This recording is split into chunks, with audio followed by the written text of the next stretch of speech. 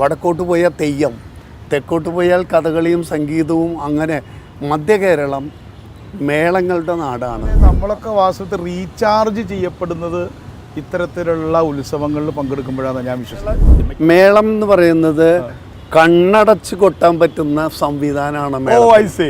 ഞാൻ ഇത് turning point പറയുമ്പോൾ അടുത്ത ആളോട് ഒന്ന് കണ്ണ് കാണിക്കും. നാനാഭാഗത്തു നിന്ന് വരുന്ന എല്ലാ കലാകാരന്മാരെയും ഒക്കെ ചേർത്തുകൊണ്ട് ഒരു ഐകമത്യം, ഒരു സമന്വയം, അതിൽ നിന്നുണ്ടാവുന്ന മേളം ഉണ്ടാക്കലാണ് തൃശ്ശൂർ പൂരത്തിൻ്റെ മഹത്വം. ആ ആള് കുറച്ച് കിടന്ന് പരുങ്ങാണെന്നുണ്ടെങ്കിൽ എപ്പോഴും ആള് ശ്രദ്ധിച്ചോണ്ടിരിക്കും. ഈ ക്ലാസ്സിലെ അധ്യാപകര് കുട്ടികളെ പിടിക്കണ പോലെ തന്നെ അവർക്ക് മേളം അവരവിടെ ഇരുന്ന് കേട്ട് പഠിച്ചവരാ. അതെ, അതിന്റെ കണക്ക് പഠിച്ചവരാ. അവര് താളത്തിലാണ് ആലവട്ടം വീശുന്നത്. നല്ല ആസ്വാദകം മുമ്പിൽ വന്നാൽ ആ ആള് കറക്റ്റായിട്ട് ശ്രദ്ധിക്കുന്നുണ്ട്, കറക്റ്റായിട്ട് താളം പിടിക്കുന്നുണ്ടെന്ന് വന്നാൽ നമ്മൾ കൂടുതൽ ശ്രദ്ധിക്കുക. ആ ആളെ വൈവിധ്യങ്ങൾ സൃഷ്ടിക്കാനും ഏറ്റവും കഴിവുള്ള ഇൻസ്ട്രുമെൻ്റാണ് ചെണ്ട. കുട്ടന്മാരാർക്ക് ശരിക്കും പറഞ്ഞാൽ തായമ്പ് കൊട്ടാൻ സമയം കിട്ടിയിട്ടില്ല.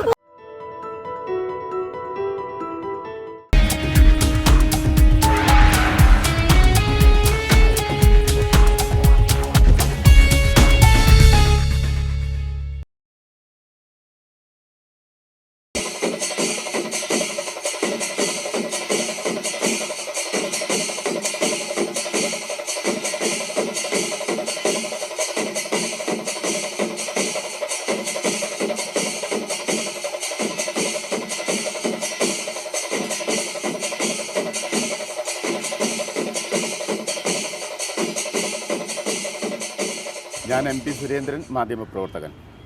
എൻ്റെ കൂടെ ഇപ്പോൾ ഉള്ളത് നിങ്ങൾക്കെല്ലാവർക്കും അറിയാവുന്ന നാദത്തിൻ്റെ ചക്രവർത്തി എന്ന് ഞങ്ങളൊക്കെ വിശേഷിപ്പിക്കുന്ന പെരുവനം കുട്ടന്മാരാർ. പിന്നെ എൻ്റെ ഒപ്പം ഉള്ളത് അദ്ദേഹം രാഷ്ട്രീയ നേതാവായിട്ടായിരിക്കും നിങ്ങളറിയുക. പക്ഷേ കേരളത്തിലെ ഏറ്റവും നല്ല സാമൂഹ്യ ചിന്തകനും സാമ്പത്തിക ശാസ്ത്ര വിശാരദനുമൊക്കെ ആയിട്ടുള്ള ഒരാളാണ്. അതിലേറെ അദ്ദേഹം വലിയൊരു പൂരപ്രേമിയാണ്. പൂരഭ്രാന്തൻ എന്ന് അദ്ദേഹം വിശേഷിപ്പിക്കുന്നു. ഞങ്ങൾ ഇവിടെ ചർച്ച ചെയ്യുന്ന വിഷയം എന്ന് പറയുന്നത് ഈ കോവിഡ് കാലത്തിന് ശേഷം നമുക്ക് എന്താണ് കലാകാരന്മാർക്ക് സംഭവിച്ചിട്ടുള്ള വലിയ പ്രതിസന്ധി, അതാണ് നമ്മൾ യഥാർത്ഥത്തിൽ ഇപ്പോൾ നമ്മൾ ചർച്ച ചെയ്യുന്നത്. അപ്പോൾ എനിക്ക് തോന്നുന്നത് ഇതിനെക്കുറിച്ചിട്ട് ശരിക്കും പറഞ്ഞാൽ കുട്ടന്മാരാർക്കായിരിക്കും ഏറ്റവും നന്നായി പറയാനുണ്ടാവുക. കാരണം അദ്ദേഹം അനുഭവസ്ഥനാണ്. COVID-19 തുടങ്ങിയ ഒരു കാലഘട്ടവും അതിൻ്റെ അതിജീവനവും ആണ് ഇപ്പോൾ നമ്മൾ ഇവിടെ എത്തി നിൽക്കുന്നത്. ചരിത്രപ്രസിദ്ധമാണ് തൃശ്ശൂർ പൂരം. അതുപോലെ തന്നെ പെരുവന ആറാട്ടുപുഴ പൂരങ്ങൾ, അതിലും പഴക്കം 1439 കൊല്ലത്തെ പഴക്കമുണ്ട് പെരുവന ആറാട്ടുപുഴ പൂരങ്ങൾ. ശക്തൻ തമ്പുരാൻ വിഭാവനം ചെയ്താണ് തൃശ്ശൂർ പൂരം. നമ്മുടെ ഓരോ ഗ്രാമവും ഓരോ ഉത്സവം കൊണ്ട് അറിയപ്പെടുന്ന കേരളത്തിൻ്റെ കലാവൈവിധ്യം, മേളങ്ങൾ, പഞ്ചവാദ്യം, തായമ്പക, വിവിധ കലകൾ, വടക്കോട്ട് പോയാൽ തെയ്യം, തെക്കോട്ട് പോയാൽ കഥകളിയും സംഗീതവും, അങ്ങനെ മധ്യ കേരളം മേളങ്ങളുടെ നാടാണ്. അത് തൃശ്ശൂർ ജില്ല, മധ്യ കേരളം പഞ്ചവാദ്യം, വാദ്യകലകൾക്ക് പ്രാധാന്യം നൽകുന്നു.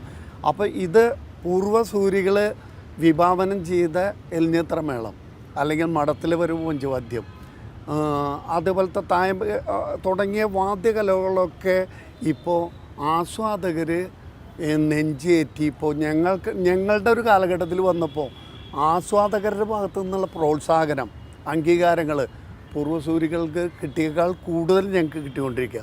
ഇപ്പം ജനലക്ഷങ്ങൾ നെഞ്ചേറ്റി വരികയാണ് മേളകളെ. അത് ഈ കോവിഡ് വന്നപ്പോൾ ഒരു കൊല്ലം, കഴിഞ്ഞ കൊല്ലം കുട്ടനെല്ലൂർ പൂരം ഭംഗിയായിട്ട് നടന്നു.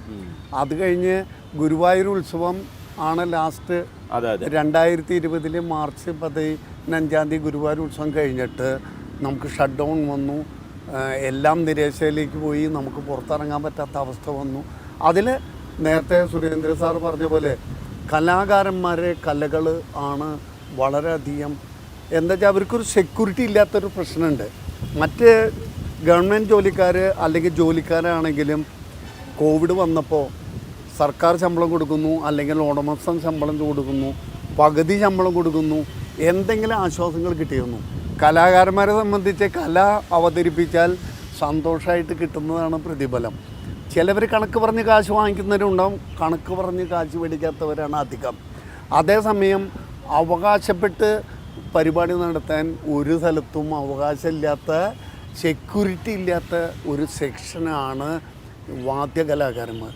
ആര് ഞങ്ങളെ സഹായിക്കും? അതൊരു വിഷയം വന്നപ്പോൾ സർക്കാർ തലത്തിൽ നമ്മൾ നിവേദനങ്ങൾ കൊടുത്തു. അപ്പോൾ സർക്കാർ കലാകാരന്മാർക്ക് 2 മാസം 1000 രൂപ വീതം കൊടുക്കാമെന്ന് പറഞ്ഞു. അത് കഴിഞ്ഞ് സർക്കാർ വീണ്ടും ഒരു 30,000 പേർക്ക് വീതം കൂടി 1000 രൂപ കൊടുക്കാമെന്ന് പറഞ്ഞു. അപ്പോൾ 1000 രൂപ വീതം കൊടുത്തു. 2 മാസം കൊടുത്തിട്ട് കലാകാരന് ആയില്ല.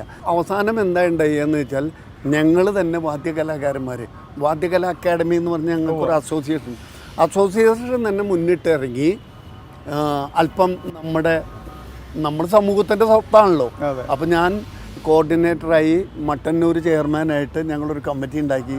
ഞങ്ങൾ അപ്പീൽ ഇറക്കി പൊതുജന സമക്ഷം സമർപ്പിച്ചു. അതിൻ്റെ പേരിൽ ഒരു 30 ലക്ഷം രൂപയോളം ഏകദേശം സംഭരിക്കാൻ ഒരു 100-300 കലാകാരന്മാർക്ക് ഒരു 5 മാസം കേരള ക്ഷേത്ര വാദ്യ അക്കാദമിയുടെ ബാനറിൽ 1000 രൂപ വീതമുള്ള ഒരു കിറ്റെങ്കിലും 5 മാസം റെഗുലറായിട്ട് എത്തിക്കാൻ പറ്റി. ഓണത്തിന് എല്ലാ കലാകാരന്മാരുടെ വീട്ടിലും നമ്മൾ അവർക്ക് ആവശ്യമുള്ള അല്ലെങ്കിൽ ഒരു കിറ്റാണല്ലോ എത്തിക്കാൻ പറ്റിയ. ഈ കലാകാരന്മാരെ നമ്മൾ വെറുതെ ഒരു അവരുടെ കാര്യം നോക്കുന്ന ആളായിട്ട് കണ്ടാൽ പോരാ. അവർ നമ്മുടെ സമൂഹത്തിന് ആകെ സർവീസ് ചെയ്യുന്ന ആൾക്കാരാണ്.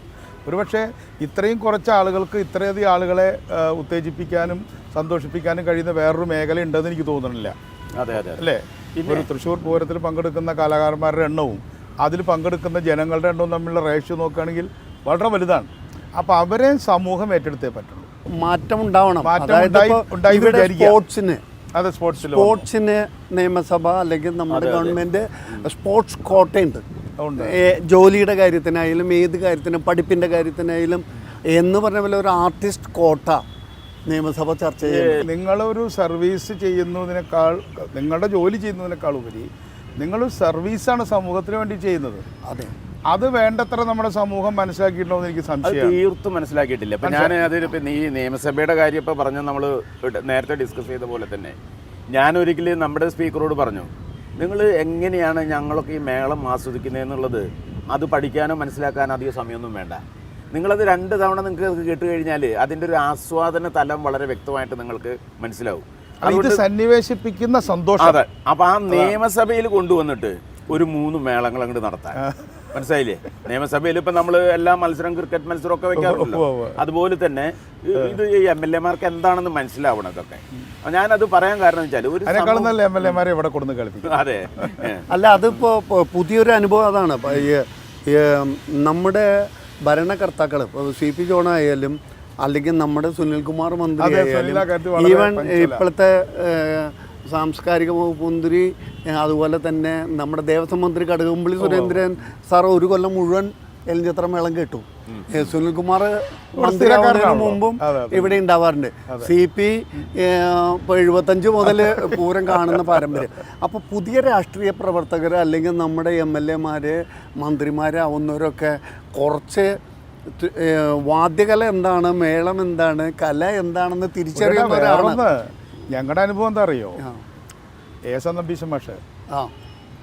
നമ്പീശൻ മാഷ് ഞങ്ങളെ രാഷ്ട്രീയം പഠിപ്പിക്കുന്ന പോലെ തന്നെ ഇതിൻ്റെ താളക്രമങ്ങൾ പഠിപ്പിച്ചിട്ടുണ്ട് വെറുതെ ഇരിക്കുന്ന സമയത്ത്. അതുപോലെ തന്നെ C ജനാർദ്ദനൻ നല്ല കലാപ്രപഞ്ചനാണ്. അദ്ദേഹമാണ് എന്നെ എങ്ങനെയാണ് തൃശ്ശൂർ പൂരം കാണേണ്ടത്, കാലത്ത് ഇന്നത് കാണുക, അത് കഴിഞ്ഞ് പിന്നെ നമ്മുടെ പിന്നെന്താ പഞ്ചവാദ്യം കാണുക, അത് കഴിഞ്ഞിട്ട് ഓരോ സ്റ്റെപ്പ് ബൈ സ്റ്റെപ്പ്. ഞങ്ങളെ സംബന്ധിച്ചിടത്തോളം വലിയൊരു നഷ്ടം എന്ന് പറഞ്ഞാൽ ഒരു വർഷം ഞങ്ങൾക്ക് കിട്ടുന്ന ഒരു എനർജി ഉണ്ട്. ഒരു വർഷം നമുക്കൊരു എനർജി ലഭിക്കും. അപ്പോൾ ഇത് ഞാൻ വെച്ചാൽ ഞാൻ എല്ലാ മേളത്തിനൊന്നും പോവില്ല. ഞാനിപ്പോൾ ഇവിടെ എലഞ്ചിത്തറ, അതുപോലെ തന്നെ നമുക്ക് മടത്തിലെ വരവ്, പിന്നെ തൃപ്പൂണിത്തുറ ആണെങ്കിൽ നമുക്ക് 8-ാം വിളക്ക്, നമ്മൾ ഇരിങ്ങാലക്കുടി ആണെങ്കിൽ രാവിലെയും വൈകിട്ടുള്ള 2 ഒന്നാന്തരം എഴുന്നള്ളിപ്പുകൾ, പിന്നെ നമ്മൾ എടക്കുന്നി ഉത്രം വിളക്ക്, പിന്നെ ആറാട്ടുപുഴ ശാസ്താവിൻ്റെ പൂരം, പെരുവനം നടവഴിയിലെ 3 പഞ്ചാരി. ഇത് കിട്ടിക്കഴിഞ്ഞാൽ നമ്മുടെ ജീവിതത്തിൽ പിന്നെ ചാത്തക്കുടം അങ്ങനെ അടുത്തടുത്തൊക്കെ ഉണ്ട്. പക്ഷേ ഈ ഇത്രയും മേളങ്ങൾ നമുക്ക് കിട്ടിക്കഴിഞ്ഞാൽ ഇതിലേറെയും ഒരു പഞ്ചാരിയാണ് അധികവും. പാണ്ടി എന്ന് പറഞ്ഞാൽ തൃശ്ശൂർ പ്രധാനമായിട്ട് ഇപ്പോൾ എലഞ്ഞിത്തറ മേളവും പിന്നെ ശാസ്താവിൻ്റെ പാണ്ടിയുമാണ് ഏറ്റവും പ്രധാനമായിട്ട് പെരുവനത്തെ. അപ്പോൾ ഇതാണ് നമ്മൾ കാണാറ് പതിവുള്ളത്. ഇത് നമുക്കൊരു വർഷത്തെ വലിയൊരു എനർജിയാണ്. ഇതിൽ വാസ്തവത്തിൽ സുരേന്ദ്രൻ പറഞ്ഞു വളരെ കറക്റ്റാണ്. നമ്മുടെ നാടൻ ഭാഷയിൽ ഇപ്പോഴത്തെ ഭാഷയിൽ പറഞ്ഞാൽ നമ്മുടെ ഒരു ദിവസം മുഴുവൻ ഉപയോഗിച്ച് കഴിഞ്ഞാൽ നമ്മുടെ മൊബൈലിൻ്റെ ചാർജ് തീരില്ലേ. അപ്പോൾ രാത്രി നമ്മളതിനെ പ്ലഗ് ചെയ്തു, ചാർജ് കയറ്റി, പിന്നെ ഉഷാറായി എന്ന് പറയുന്ന പോലെ നമ്മളൊക്കെ വാസ്തവത്തിൽ റീചാർജ് ചെയ്യപ്പെടുന്നത് ഇത്തരത്തിലുള്ള ഉത്സവങ്ങളിൽ പങ്കെടുക്കുമ്പോഴാണ് ഞാൻ വിശ്വസിക്കുന്നത്. മിക്കവാറും ഞാൻ കണ്ടിട്ടുള്ളത് ഇപ്പം നമ്മൾ പെരുവനം നടവഴി നിൽക്കുമ്പോൾ മലയാളത്തിൻ്റെ ഏറ്റവും പ്രിയപ്പെട്ട കവി രാമചന്ദ്രൻ, അദ്ദേഹം അവിടെ ഒരു വശത്ത് ഇങ്ങനെ പതുങ്ങി നിൽക്കുന്നത് കാണാം. ഞാൻ കണ്ടിട്ടുണ്ട്.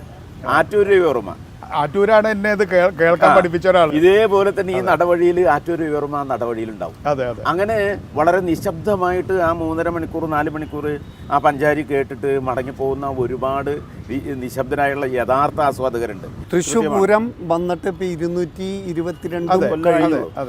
അപ്പോൾ ഈ പൂരത്തിൻ്റെ ചിട്ടകൾ ഈ ഫ്രെയിം ഉണ്ടാക്കിയ ആൾക്കാരെയാണ് നമ്മൾ നമസ്കരിക്കുന്നത്. ഏതുപോലെ മേളം, ഇപ്പൊ നേരത്തെ പറഞ്ഞില്ലേ, മേളം എങ്ങനെ 300 കലാകാരന്മാരെ വെച്ച് ചോദിക്കാനിരിക്കുന്നേ ഉള്ളൂ.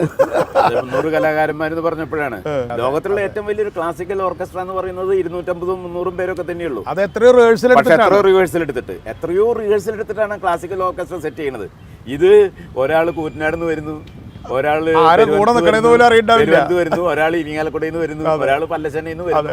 ഇവരിവിടെ വന്ന് ഇന്ന് നമ്മൾ ഇതാണ് സംഗതി. തൃശ്ശൂർ പൂരാണെന്ന് പറഞ്ഞാൽ അതിന് മനസ്സിലൊരു ചിട്ട ഉറപ്പിച്ചു വെച്ചിട്ടുണ്ട്. ആ ചിട്ടയിൽ അവിടെ പോവാണ്. അത് ഞാനിപ്പോൾ എന്നൊരു സാങ്കേതികമായിട്ടൊരു ചോദ്യം. കുട്ടേട്ടൻ പ്രമാണം ചെയ്യുന്നു, പുറകിൽ എലത്താളക്കാരുണ്ട്, വലന്തലക്കാരുണ്ട്. അവരെല്ലാം കൂടി തന്നെ 100-150 ആള് പിന്നിൽ നിൽക്കുന്നുണ്ട്. ഇടയ്ക്ക് കുട്ടേട്ടനൊന്ന് നോക്കുകയും ചെറിയ ചില താളപ്പുഴ ഒന്ന് നോക്കുന്നത് ഞാൻ കണ്ടിട്ടുണ്ട് അപൂർവം വർഷങ്ങളിൽ. പക്ഷെ അങ്ങനെ ഒന്നും നോക്കാതെ തന്നെ അങ്ങോട്ട് ഭഗവതിയോടെ നിൽക്കുന്ന ആനകൾ നിൽക്കുന്നു, അങ്ങോട്ട് നോക്കിയിട്ട് ഈ പുറകിൽ നിൽക്കുന്ന ആളുകളെ എങ്ങനെ നിയന്ത്രിക്കുന്നു? എങ്ങനെ കണ്ടുണ്ടോ? ഇല്ല. അതാണ് അത്. മേളം എന്ന് പറയുന്നത് കണ്ണടച്ച് കൊട്ടാൻ പറ്റുന്ന സംവിധാനമാണ് മേളം. താളാധിഷ്ഠിതമാണ് മേളം. വാദ്യകല കാണണ്ട സത്യത്തിൽ. അതായത് ഞങ്ങളെല്ലാ കലാകാരന്മാരും അവരവരുടെ കലയിൽ പ്രാവീണ്യം നേടി വരികയാണ്. പാണ്ടിമേളം എങ്ങനെ കൊട്ടണം, തുടക്കം എങ്ങനെ തുടങ്ങുന്നത്, അത് ശബ്ദം നാദന്നല്ലേ തുടങ്ങിയ നാദവാദ്യ വിസ്മയം നിങ്ങൾ തീർക്കുന്നത്, ഞങ്ങൾ നിയന്ത്രിക്കുന്നത്. ഞങ്ങൾ കുറച്ചൊക്കെ ശ്രദ്ധിക്കുന്നത് എന്തെങ്കിലും ആരെങ്കിലും അശ്രദ്ധമായിട്ട് നിൽക്കുന്നുണ്ടോ, അല്ലെങ്കിൽ ഉത്തരവാദിത്തം നിൽക്കുന്നുണ്ടോ എന്ന് നോക്കാൻ. അത് മനസ്സിലാവും. തിരിച്ചറിയും. താളാധിഷ്ഠിതമാണ് ഈ പദ്ധതി. ഈ താളാധിഷ്ഠിതമായ അപ്പം ശബ്ദമാണ് ഒക്കെ നിയന്ത്രിക്കണം. അപ്പം കണ്ണടച്ചാലും കൊട്ടിന്റെ ശബ്ദം ഒരാളവിടെ തെറ്റിച്ചടിച്ചാൽ അറിയൂ, അത് ശബ്ദം വേറെ കേൾക്കും. നമുക്കത് നമുക്കത് മനസ്സിലാവും. പിന്നെയുള്ളത് കണ്ണടച്ചാൽ മുഴുവൻ പറ്റില്ല. എന്താ വെച്ചാൽ ഇതിന്റെ ടേണിംഗ് പോയിന്റ്സ് ഉണ്ട്. അത് ഇപ്പം മേളം, പാണ്ടിമേളം തുറന്നു പിടിക്കുകയാണ്. പതികാലം കഴിഞ്ഞു തുറന്നു പിടിക്കുകയാണെന്നുണ്ടെങ്കിൽ വലന്തലക്കാര് അതുവരെ അടച്ചുകൊട്ട് 1.5 അടം തുറന്നു പിടിക്കണം എന്നുള്ളൊരു സംഭവം വേണം. അപ്പോൾ അത് പറയുന്നു വേണം. അപ്പോൾ നമ്മൾ സഹകലാകാരന്മാരോട് തൊട്ടടുത്തുള്ളവരോട് പറയും അതെങ്ങനെ ചേഞ്ച് ചെയ്യാനായിട്ട് അങ്ങനെ കമ്മ്യൂണിക്കേഷൻ പോകും. അതെങ്ങനെയാണ് കമ്മ്യൂണിക്കേഷൻ പോകുന്നത്? അതായത് ഞാൻ പ്രമാണിയാണ് ഡിസൈഡ് ചെയ്യുക. ഞാൻ ഇത് ടേണിംഗ് പോയിന്റ് പറയുമ്പോൾ അടുത്ത ആളോട് ഒന്ന് കാണിക്കും. അതേപോലെ പിന്നാക്കം തിരിഞ്ഞ് ഒന്ന് നോക്കിയാൽ അവർക്ക് മനസ്സിലാവും ചേഞ്ച് ചെയ്യാൻ. അത് ഓരോ ഘട്ടങ്ങളും മാറുമ്പോഴും ഇത്തരം അടയാളങ്ങൾ. പക്ഷേ ഇടയ്ക്കൊക്കെ നോക്കുമ്പോൾ അത് മാറിയേ പറ്റുമോ? ആ നോട്ടം അവർക്ക് തിരിച്ചറിയാൻ അത് ഇതിൽ പെടാത്ത നോട്ടമാണെന്ന് അവർ തിരിച്ചറിയണം. ഇപ്പോൾ കുട്ടേട്ടൻ്റെ മകനോടൊക്കെ ഇപ്പോൾ വലന്തല കൊട്ടുണ്ട്, ഇവിടെ കഴിഞ്ഞ പ്രാവശ്യം ഉണ്ടായിരുന്നല്ലോ. അപ്പോൾ ഈ വലന്തലക്കാരെ സെലക്ട് ചെയ്യുന്നത് ആരാ? പ്രമാണി തന്നെയാണോ അതോ? ഈ തൃശ്ശൂർ പൂരത്തിൻ്റെ കൺസെപ്റ്റ് എങ്ങനെയാ വെച്ചാൽ, പണ്ട് ഈ 300 ആയതിൻ്റെ കഥ നാനാഭാഗത്തു നിന്ന് വരുന്ന എല്ലാ കലാകാരന്മാരെയും ഒക്കെ ചേർത്തുകൊണ്ട് ഒരു ഐകമത്യം, ഒരു സമന്വയം, അതിൽ നിന്നുണ്ടാവുന്ന മേളം ഉണ്ടാക്കലാണ് തൃശ്ശൂർ പൂരത്തിൻ്റെ മഹത്വം. എല്ലാ ഭാഗത്തു നിന്നുള്ളവരെ ഉൾക്കൊള്ളുക. അതാണ് ഇതിലത്തെ. ഒരാളുടെ പേഴ്സണൽ ഇൻട്രസ്റ്റ് അതിലില്ല, എല്ലാവരും ഉൾക്കൊള്ളണം. ആയിരുന്നു. ഇപ്പോൾ കാലാന്തരത്തിൽ വന്നത് എന്താ വെച്ചാൽ ആൾക്കാരുടെ ബാഹുല്യം കൊണ്ടൊക്കെ കുറച്ച് നിയന്ത്രണങ്ങളൊക്കെ ഉണ്ട്. ഇപ്പൊ 15 പിന്നെ പെരുക്കങ്ങളായി. അത്യാവശ്യം ഇപ്പോൾ പുതിയ ആൾ വന്നാൽ ആ ആളെ നമ്മൾ കണ്ടുപരിചയില്ല കേട്ടോ ഒന്നും മനസ്സിലാവുമല്ലോ. ആ ആളെ കൂടുതൽ ശ്രദ്ധിക്കും. ആൾ ചെയ്യുന്നത് നന്നാവുണ്ടെന്നുണ്ടെങ്കിൽ അത് തിരിച്ചറിയും. അതേസമയം ആ ആള് കുറച്ച് കിടന്ന് പരുങ്ങാണെന്നുണ്ടെങ്കിൽ എപ്പോഴും ആള് ശ്രദ്ധിച്ചോണ്ടിരിക്കും. അത് ശരി. ഈ ക്ലാസ്സിലെ അധ്യാപകര് കുട്ടികളെ പിടിക്കണ പോലെ തന്നെ പുറകിലേക്ക് കണ്ടുവച്ച് നോക്കുന്നുണ്ട്. അതെ, അത് നോക്കാണ്ട് പറ്റില്ല കൊണ്ടു നടക്കാൻ. അതുപോലെ തന്നെ ഈ കുറുങ്കുഴലും നിങ്ങളുമായിട്ടുള്ള ഒരു കോർഡിനേഷനെ കുറിച്ച്. കോർഡിനേഷൻ വളരെയധികം ഉണ്ട്. അതായത് കുറുങ്കുഴൽ വിളിക്കുന്ന രീതി, ഈ താളാധിഷ്ഠിതമായ മേളത്തിൽ കുറുങ്കുഴൽ വിളിക്കുന്നത് ഓരോ ഘട്ടങ്ങളിലും അവരുടെ pitch, low pitch, high pitch മാറി വിളിക്കുമ്പോൾ അത് കലാശത്തിൻ്റെ ഘട്ടമായി. ഈ കലാശം കഴിഞ്ഞു. അതുപോലെ തന്നെ അവർ കുഴൽ ചിറ്റുക പറയും, കുമ്പിടുക പറയും, കുഴൽ മിന്നുക എന്നൊക്കെ പറയും. അത് കുഴൽ വിളിച്ചുകൊണ്ടിരിക്കുമ്പോൾ ഇങ്ങനെ കുമ്പിട്ട് വെച്ചാൽ എല്ലാവർക്കും മനസ്സിലാവും കലാശഘട്ടം അടുക്കുകയാണ്. ഇത് കഴിഞ്ഞ് വീണ്ടും അവര് നിവരുമ്പോൾ അതോടുകൂടി കലാശം എടുക്കണം. അത് കഴിഞ്ഞ് അവര് നിൽക്കും എന്നോടുകൂടി കലാശം തരും. അപ്പൊ ഇതിലൊക്കെ അടയാളങ്ങളുണ്ട്. കണ്ടക്ടർ ഒന്നല്ല, എല്ലാവരും കണ്ടക്ടേഴ്സാണ്. അത് മേലത്താളത്തിനുണ്ട് ഒരാള്, എല്ലത്താളത്തിന് ഒരു പ്രമാണി, കുഴലിന് പ്രമാണി, കൊമ്പിന് പ്രമാണി, വലന്തല പ്രമാണി, വലന്തലയ്ക്കും ചെണ്ട പ്രമാണി. അപ്പൊ ചെണ്ട പ്രമാണി, ഓവറോൾ പ്രമാണി. ഞാൻ അടുത്ത ആൾക്കാർക്കും ഈ ലീഡേഴ്സിനും കൊടുത്താൽ ലീഡേഴ്സ് തമ്മിൽ മാറും. അപ്പൊ അതിലൊന്നും ഇപ്പൊ ഈ ഇലത്താളത്തിന്റെ പ്രമാണം, കൊമ്പിന്റെ പ്രമാണം എന്ന് പറഞ്ഞല്ലോ, ഇതിലൊന്നും പങ്കെടുക്കാതെ നിൽക്കുന്ന ഒരു സെറ്റാണല്ലോ ആനപ്പുറത്തിരിക്കുന്ന ആളുകൾ. നിങ്ങളുടെ മേളത്തിന്റെ ഓരോ ഘട്ടത്തിലും പഞ്ചാമരവും ആലവട്ടവും ഉയർത്തണമല്ലോ. അപ്പൊ അതും ഈ മേളത്തിന്റെ ഒരു കണക്ഷൻ തന്നെയാണ്. പിന്നെ അവർക്ക് മേളം അവരവിടെ ഇരുന്ന് കേട്ടുപഠിച്ചവരാ. അതെ, അതിന്റെ കണക്ക് പഠിച്ചവരാ. അവര് താളത്തിലാണ് ആലവട്ടം വീശുന്നത്. അതായത് ഇവിടെ ഇടക്കലാശങ്ങൾ വരുമ്പോൾ, കലാശങ്ങൾ വരുമ്പോൾ മിക്കവാറും ഈ കൊമ്പ് ഊതുന്നത് കലാശഘട്ടങ്ങൾ. ആ ടൈമിൽ തന്നെയാണ് ആലവട്ടം പഞ്ചാമരം വീശുന്നത്. അത് പഞ്ചാരിയുടെ പതികാലാണെങ്കിൽ, രണ്ടാം കാലാണെങ്കിൽ, മൂന്നാം കാലാണെങ്കിൽ ലെങ്ത് വ്യത്യാസമുണ്ട്. ഇതൊക്കെ ആനപ്പുറത്തിരിക്കുന്നവർക്ക് മനസ്സിലാവും. അതുപോലെ പാണ്ടിക്ക് പഞ്ചാരി മേളത്തിന് വീശണ പോലെ അല്ല പാണ്ടിക്ക്. പാണ്ടിയുടെ കാലം മാറുന്നതും കാലം അവസാനിക്കുന്ന വ്യത്യാസമുണ്ട്. അപ്പോൾ അവര് വളരെ കണിശമായിട്ട് മേളക്കാർ തെറ്റിക്കൊട്ടിയാൽ വീശണവരെ തെറ്റിയോന്ന് അറിയാൻ വേണമെങ്കിൽ നോക്കാം. അവര് താത്തിയുണ്ടാവും, ചിലപ്പോൾ ഇവിടെ കൊട്ടുവാക്കിയിട്ടുണ്ടെങ്കിൽ ഇത് തെറ്റിയെന്ന് വരും. അത്രയ്ക്ക് കണക്കില. അപ്പൊ അതിലാ ദൃശ്യഭംഗിയുണ്ട് അതില്, അല്ലേ? അപ്പൊ നമ്മുടെ ആനപ്പുറത്തിരിക്കുന്ന ആളുകളും ഈ മേളത്തിന്റെ ഭാഗം തന്നെയാണ്. അപ്പൊ അവര് നമുക്ക് ഈ ശബ്ദത്തിന് പുറമെ ആ ദൃശ്യഭംഗിയും കൂടെ തരുന്നുണ്ട്. ദൃശ്യഭംഗിയോടുകൂടി ആസ്വാദകരും മേളത്തിന്റെ ഭാഗമാണ്. ആസ്വദിച്ചുകൊണ്ട് മേളം അവതരിപ്പിക്കുമ്പോഴാണ് ഈ ആനയും ആസ്വാദകരും ആനപ്പുറത്തിരിക്കുന്നവരും മേളക്കാരും കേൾവിക്കാരും. അപ്പൊ ഈ നമ്മളൊരു സമൂഹത്തില് ഇപ്പൊ നമ്മൾ ആലോചിച്ചാൽ മതി. കുട്ടനല്ലൂർ പൂരം 10 നാഴിക പഞ്ചാരിയാണ്. ഇതവണ കുട്ടന്മാരാരെ കുറച്ച് നാളായിട്ട് കുട്ടന്മാരാരാണ് അവിടുത്തെ പ്രമാണം. 10 വർഷമായി. അപ്പൊ ആ പ്രമാണത്തിന് ഒരു വലിയ പ്രത്യേകത. അത് തുടങ്ങുന്നത് എപ്പോഴാ, ഏത് യാമത്തിലാണ് അത് തുടങ്ങുന്നത്? സരസ്വതി യാമത്തിലാണ് അത് തുടങ്ങുന്നത്. എന്ന് വെച്ചാൽ ഏകദേശം 3 മണിക്കാണ് അത് തുടങ്ങുന്നത്, 7 മണിക്കാണ് അവസാനിക്കുന്നത്. ശരിക്കും 10 നാഴിക എന്ന് വെച്ചാൽ 4-4.5 മണിക്കൂറുണ്ട് ആ മേളം. ഈ 4.5 മണിക്കൂർ നേരം ഈ അമ്പലത്തിന്റെ മുകളിലൂടെ ചന്ദ്രന്റെ ഒരു സഞ്ചാരമുണ്ട്. അതിന്റെ നിലാവ് ആ ടെമ്പിളിൽ വീഴുന്നതിനനുസരിച്ച് ആണ് ഓരോ കലാശമൊക്കെ വരുന്നത്. അത് ശരി. അപ്പോൾ അത് കാണണം. കാരണം വെച്ചാൽ കേരളത്തിലെ ഏറ്റവും പ്രധാനപ്പെട്ട ഏറ്റവും ആദ്യത്തെ മേളം കൂടിയാണ്. അപ്പൊ ആ ഒരു നിലാവ് വീഴുന്നത് പോലും അതിന്റെ പൂരത്തിന്റെ കാലപ്രമാണവും അതിന്റെ തീർച്ചയായിട്ടും വരണം. അതെ, പകലൊരു പാണ്ടി, രാത്രി ഒരു പഞ്ചാരി. പകലൊരു 3 മണിക്കൂർ ഒരു പാണ്ടി കേമാണ്. പഞ്ചാരിയാണ് അവിടുത്തെ പ്രശസ്തം. മറ്റ് താങ്കൾ നേരത്തെ പറഞ്ഞ വലിയ ഓർക്കസ്ട്രകൾ ഉണ്ടല്ലോ, അപ്പോൾ ആ ഓർക്കസ്ട്രയിലൊക്കെ ഇപ്പം ഞാൻ അപൂർവ ഓർക്കസ്ട്രകൾ കണ്ടിട്ടുണ്ട്. അതുപോലെ തന്നെ നമ്മുടെ യൂറോപ്പിലൊക്കെ ഉള്ള വലിയ ബാലെ പരിപാടികളൊക്കെ പോയി കഴിഞ്ഞാൽ അവിടുത്തെ കാണി എങ്ങനെയാണെന്ന് പറഞ്ഞാൽ അയാൾക്ക് എണീക്കാൻ പാടില്ല, അയാൾ ഇറങ്ങാൻ പാടില്ല. അതുപോലെ തന്നെ ഒരു മിനിറ്റ്, ഇത്ര മിനിറ്റ് കഴിഞ്ഞാൽ കയറാനും പാടില്ല, അവിടെ ഇരുന്നോളണം. അപ്പോൾ അയാൾക്ക് അവിടെ യാതൊരു റോളും ഇല്ല, അത് കാണുക കേൾക്കുക എന്നല്ലാതെ അനങ്ങാൻ പാടില്ല. പക്ഷേ ഇവിടുത്തെ സ്ഥിതി എന്താ? ഇവിടെ ഇത് ആദ്യമായിട്ട് കേൾക്കുന്ന 10ാം ക്ലാസ്സുകാരനോ 5ാം ക്ലാസ്സുകാരനോ അത് മുതൽ ഇനി ഇത്രയും മദ്യപിച്ചിട്ടുള്ള ഒരാളാണെങ്കിൽ അങ്ങനെ എല്ലാവരും അവരവരുടേതായ തരത്തിലുള്ള അതെ അങ്ങനെ താങ്കൾ നേരത്തെ പറഞ്ഞതുപോലെ ഒരു 2000-3000 ആളുകളെ ഈ ഇൻസ്ട്രുമെന്റിന്റെ തന്നെ ഭാഗമാക്കുകയാണ്. അപ്പൊ അതിൽ നിങ്ങൾക്ക് ഈ കാണികൾ ഇത് കാണുമ്പോൾ ഉണ്ടാവുന്ന ഒരു ആസ്വദിക്കുമ്പോൾ ഉണ്ടാവുന്ന ഒരു സുഖമുണ്ടല്ലോ, അതിനെക്കുറിച്ച് എങ്ങനെയാണ് തോന്നിയിട്ടുള്ളത്? നല്ല ആസ്വാദകം മുമ്പിൽ വന്നാൽ ആ ആളെ കറക്റ്റായിട്ട് ശ്രദ്ധിക്കുന്നുണ്ട്, കറക്റ്റായിട്ട് താളം പിടിക്കുന്നുണ്ടെന്ന് വന്നാൽ നമ്മൾ കൂടുതൽ ശ്രദ്ധിക്കുക ആ ആളെയാണ്. അപ്പോൾ പ്രമാണം ചെയ്യുന്ന ആളും ആളുകളെ ശ്രദ്ധിക്കും തീർച്ചയായിട്ടും.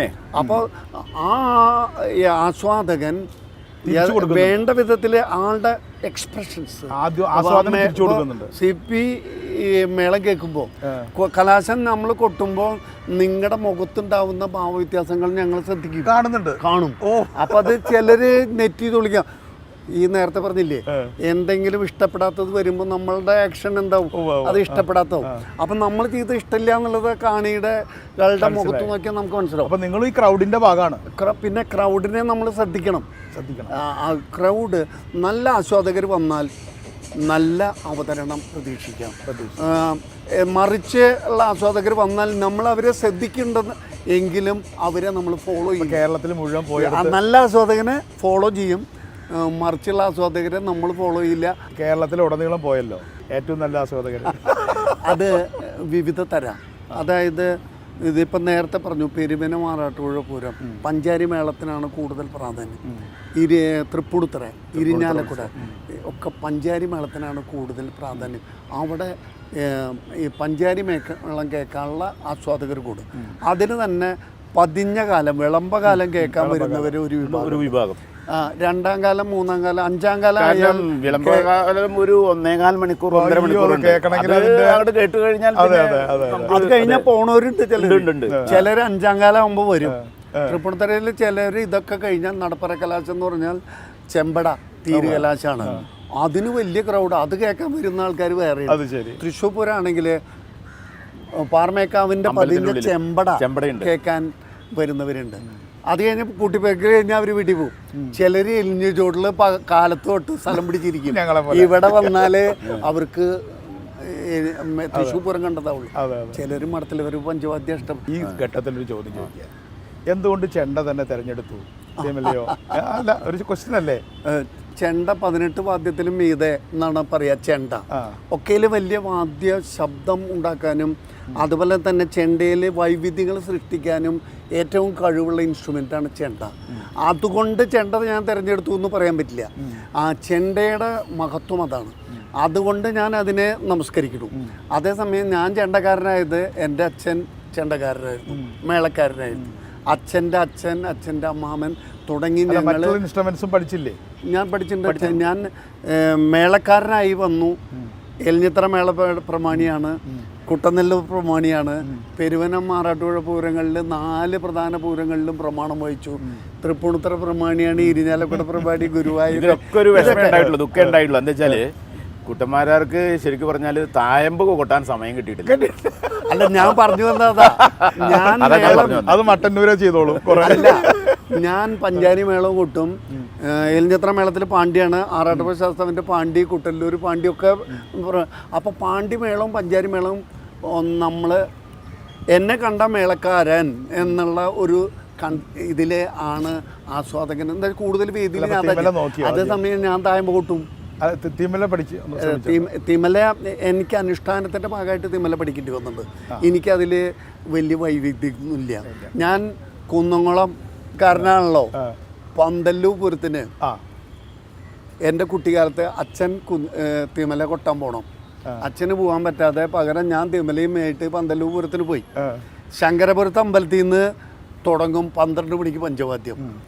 നേരെ കുന്നംകുളത്ത് കോഴിക്കോട് റോഡിലേക്ക് കയറി കുന്നംകുളം ടൗണിൽ വന്ന് വടക്കാഞ്ചേരി റോഡിൽ പോകണം പന്തല്ലൂർ അമ്പലത്തിലെത്താൻ.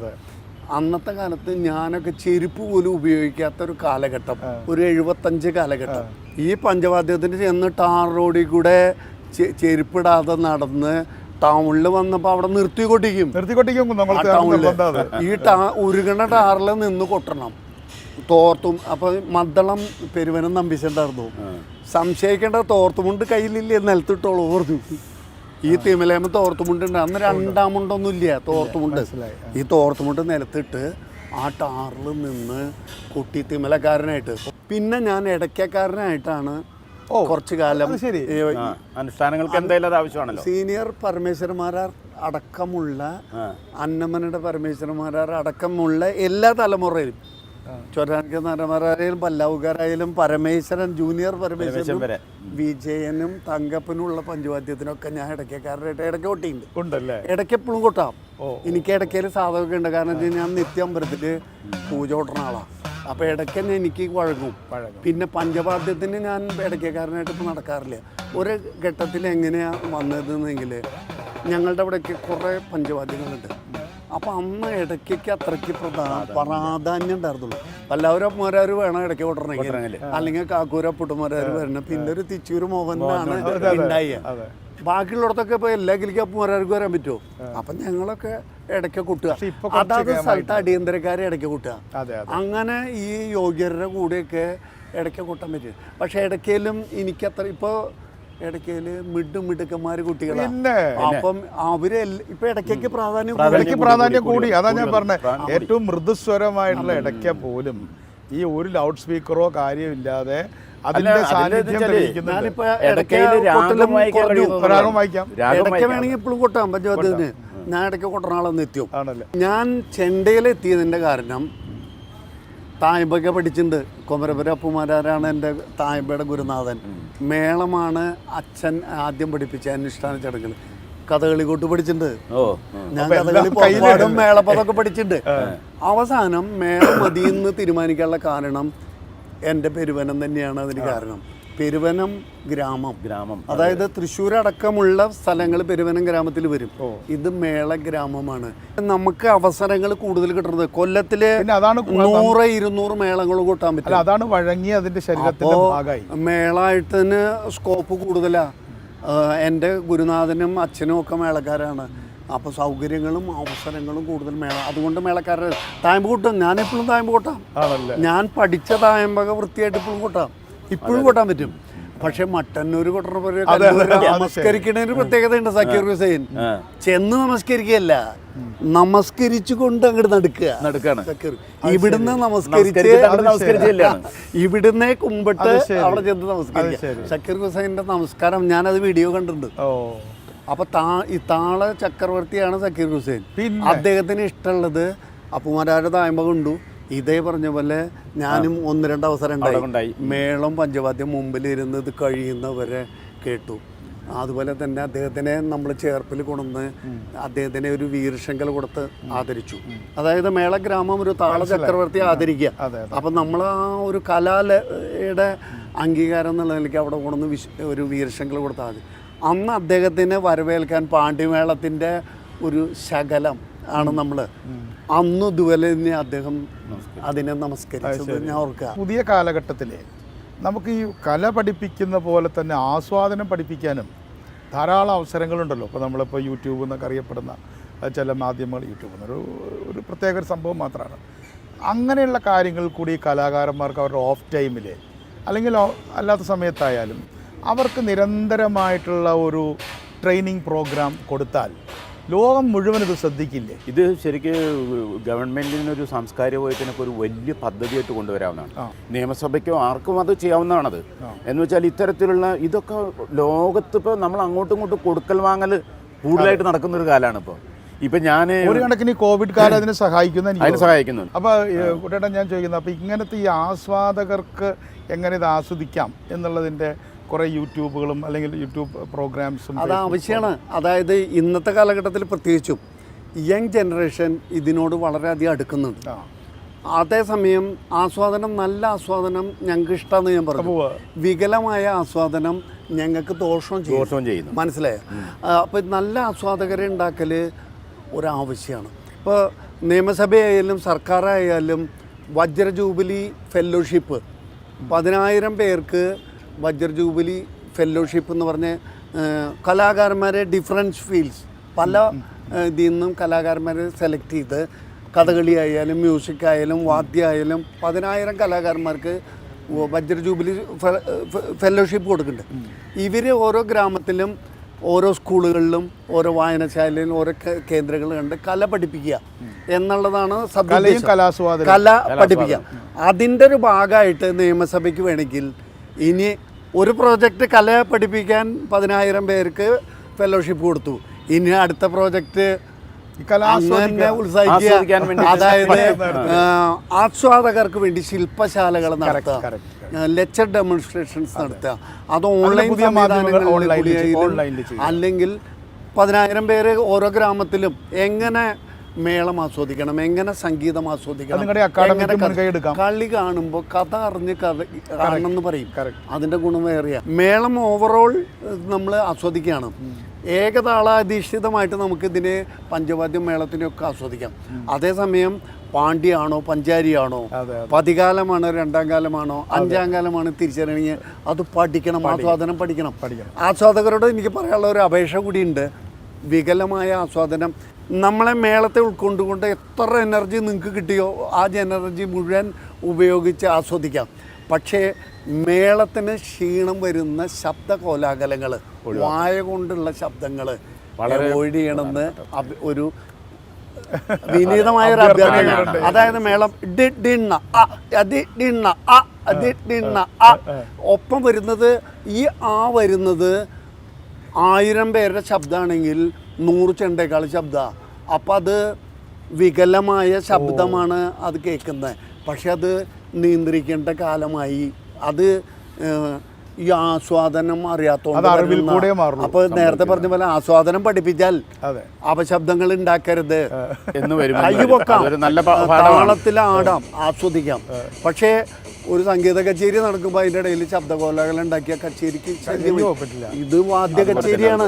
ഈ മേളം ആസ്വദിക്കുമ്പോൾ അപശബ്ദങ്ങൾ ആസ്വാദകർ ഉണ്ടാക്കരുത്. ഇത് നടപ്പിലാക്കേണ്ടി വരും ഭാവിയിൽ. എന്തായാലും അതൊരു പൊതുസമൂഹത്തിനോടുള്ള വലിയൊരു അഭ്യർത്ഥനയാണ്. എന്നുവെച്ചാൽ ആ കലാരൂപത്തെ സംരക്ഷിക്കുന്നതിൻ്റെ ഒരു വ്യഗ്രത അതിലുണ്ട്. കുട്ടന്മാരാർക്കും പ്രത്യേകിച്ച് CP ജോണിനും നന്ദി.